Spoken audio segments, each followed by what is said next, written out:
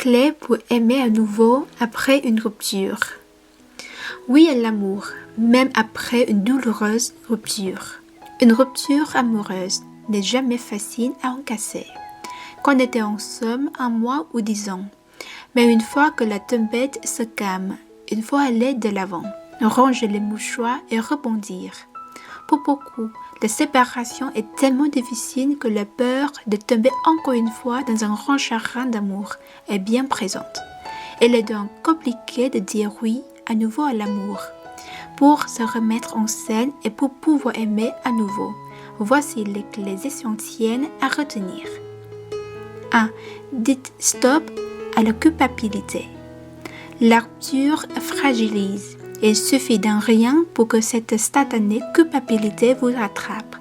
Il apparaît suite à de prétendues fautes ou à des remords liés à l'idée que l'histoire aurait pu se passer autrement. La plupart du temps, elle est synonyme de responsabilisation. Il se pourrait que vous ayez tendance à vous sentir responsable du bonheur ou du malheur des autres. Mais s'il y a bien une responsabilité à prendre, c'est celle de votre bonheur. Le mieux à faire est de prendre le temps de vous faire plaisir. Vous pourrez par exemple lister tout ce que vous n'avez pas pu faire en couple et commencer à le réaliser. 2. Accepter le chagrin. La tristesse vient du fait que quelque chose a changé, que vous avez perdu un être cher, celui que vous aimez. Mais c'est un cap transitoire qui doit vous faire accepter une nouvelle réalité. Alors, il est important que vous fassiez le deuil de ce qui n'est plus. La meilleure chose à faire dans ce cas-là est que vous laissez évacuer vos émotions et que vous les exprimez. Pleurez comme un enfant sans vous préoccuper de la tête que vous avez. Les larmes vont vous faire débarrasser des agents chimiques stressants que vous libérez lorsque vous êtes bouleversé. Ensuite, laissez-vous aider et consoler en parlant de votre tristesse aux autres, jusqu'à l'envie de vous amuser pointe son nez. 3. Arrêtez de dire que vous n'êtes pas belle. La séparation, qu'elle soit voulue ou non, donne rarement un surplus de confiance en soi. Mais si vous ne vous aimez pas, vous risquez aussi de ne pas faire plaisir aux autres, et aucun homme ne viendra vers vous. Alors apprenez d'abord à vous regarder. Trouvez une certaine tendresse pour vous-même et voyez-vous comme vous regardez quelqu'un que vous aimez. Gardez en tête qu'un regard travaillé peut vraiment faire des miracles. C'est important car vous étiez habitué au regard d'un seul homme et vous avez oublié les yeux des autres. 4. Ce n'est jamais trop tôt pour aimer. Lorsqu'on a peur d'avancer, on a tendance à dire que c'est trop tôt pour faire des rencontres. C'est vrai qu'après une douloureuse rupture, la solitude est essentielle pour se protéger et pour faire le point. Certes, c'est une période barre de tout agréable, mais elle est très constructive. Toutefois, beaucoup sautent cette étape parce qu'ils sont avides de fantasmes entretenus pendant la vie à deux. Et c'est là qu'est l'erreur. Néanmoins, il est important de cultiver la solitude car elle peut vous enfermer. Elle doit donc être temporaire sans pour autant vous forcer à trouver une personne à aimer. Il faut garder contact avec le monde extérieur, sortir entre filles, dîner entre amis, sport. 5. La peur qui freine. L'obstacle principal après avoir eu le cœur brisé suite à une séparation amoureuse est la peur. Celle d'aimer à nouveau, car fait de rencontres, c'est risquer de retomber amoureuse pour au final expérimenter à nouveau un chagrin d'amour. Se remettre en aimer, c'est aussi s'autoriser à désirer et à être désiré, et pas seulement sur le plan charnel, et c'est ce qui attise la rance. Pour aller de l'avant, il est donc essentiel de vous projeter avec un homme qui est loin d'être le prince charmant, mais juste quelqu'un à aimer. 6. Comment refaire l'amour après une séparation? Concernant le sexe, beaucoup de filles qui sont restées avec le même garçon longtemps paniquent. Et c'est normal, car il est difficile de se mettre nu face à un nouveau regard pour renouer avec les joies du corps. Toutefois, une jolie lingerie fine, des lumières tamisées, une peau douce, un peu de parfum peuvent faire des miracles. Si l'angoisse est tellement présente, l'idéal serait de le faire avec un mec pour lequel vous n'avez pas trop de sentiments. Néanmoins, il est important de garder en tête que le sexe ne se plie pas et ne s'apprend pas non plus. 7. Où sont les mecs? Vous avez déjà fait le tour de collègues ou de bureau ou des amis, alors vous vous demandez où dénicher un beau gosse en main d'amour. Il y a celles qui vont en boîte de nuit, qui vont sur le site de rencontres, et il y a aussi celles qui chassent sur les réseaux sociaux. Toutefois, gardez en tête que l'amour ne se provoque pas et ne se programme pas non plus. Une rencontre amoureuse, ça se prend et ça bouscule, avec toujours un brin de mystère. Le mieux à faire est d'être open et de rayonner de disponibilité. 8. Vous ne savez plus draguer. Lorsqu'on est en couple, on n'était plus dans la dynamique de la séduction et on ne voyait pas les autres comme des cibles potentielles. Et une fois célibataire après une pénible séparation, on constate très vite que la séduction est plus compliquée qu'on ne le croyait. Ainsi, beaucoup de femmes ne draguent pas. Elles se laissent draguer et signalent discrètement qu'elles sont disponibles. Elles utilisent le regard, l'attitude, le sourire. Et ça, fonctionne vraiment. 10 choses que vous faites après une rupture. Les comportements post-rupture que vous adoptez certainement. Il n'y a pire période de passer dans une vie amoureuse que la rupture. De plus, lorsqu'elle vient subtilement et vous prend au dépourvu, vous vous ramassez complètement. Perdu dans vos sentiments entre la colère, la haine et la tristesse. Vous passez vos jours à ressasser tous les faits à un pavé. Aussi, vous adoptez certains comportements et certaines attitudes les plus étranges ou plus compréhensibles. Nous avons la réunis pour vous quelques-uns, si vous vous y reconnaissez. Sachez que plus d'une ont aussi choisi ces chemins. 1. Vous l'épiez sur Facebook, Twitter. Parce que c'est lui qui a décidé de rompre certainement.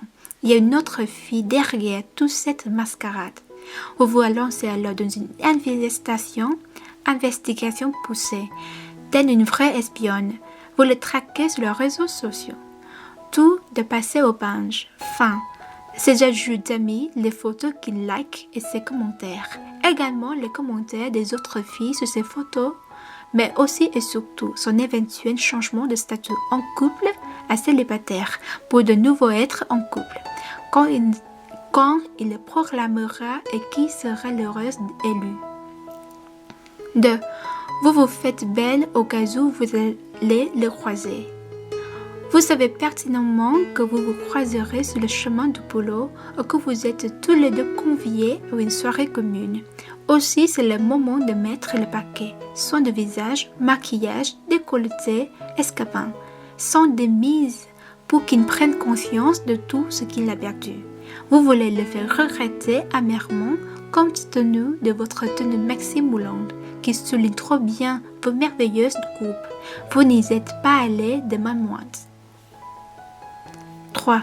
Vous titillez sa jalousie.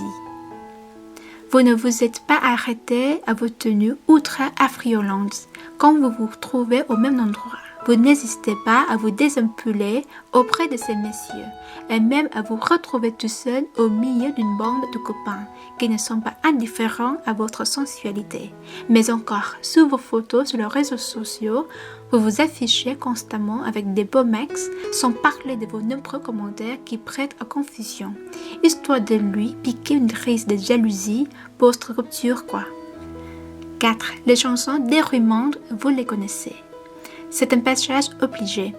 Vous voulez jouer de façon Bridget Jones, à fond les chansons qui chamboulent votre esprit avec un beau de classe dans les mains et toutes les lames de votre corps. Lorsque le morceau préféré de votre ex passe, c'est l'apothéose. Et le pire, c'est que vous le passez en boucle avec les mêmes effets, vos sanglots qui accompagnent tant bien que mal les chansons. 5. Vous passez à la revue toutes vos photos.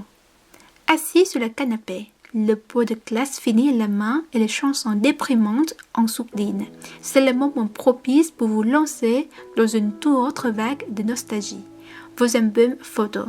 Laïque, c'est que vous vous êtes déjà fait une raison de l'oublier. Et là, visionner les photos ne vous aide guère.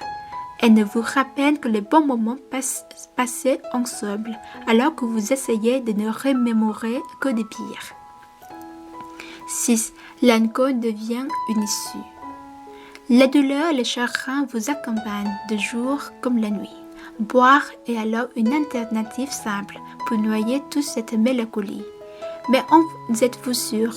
À l'évidence, vous avez appris à vos dépens que ce n'est pas point une solution, car lorsque les effets escomptés de l'alcool s'estompent, la douleur revient avec plus d'intensité et en prime une terrible gueule de poids avec des nausées et des maux de tête.